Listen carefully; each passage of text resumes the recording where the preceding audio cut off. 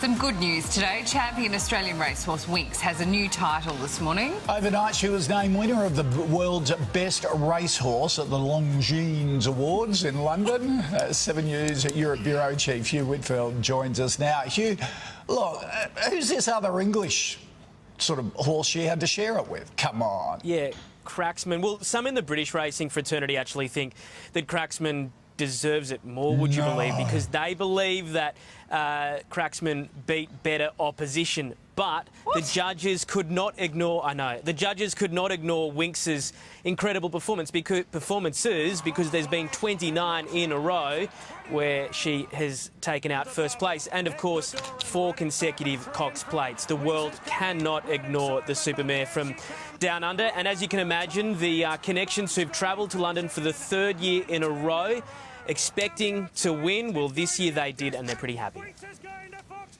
It really is such an honour, and it touches your heart because we know she's good. We know how she wins. We watch her, but to have her recognised on the world stage as the world's best rated horse, it's so hard to put into words.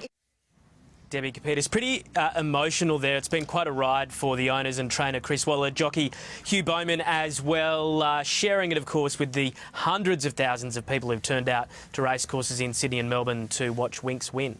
OK, so Hugh, when you were talking to the connections there, did they give you any hint as to what Winx does next?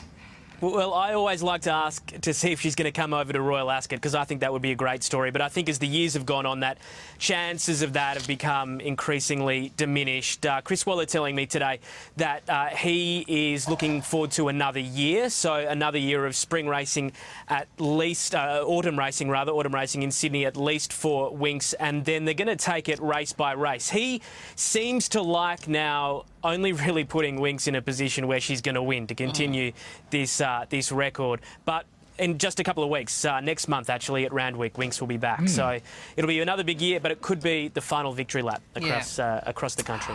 I get so nervous every time she runs that she's going to be beaten.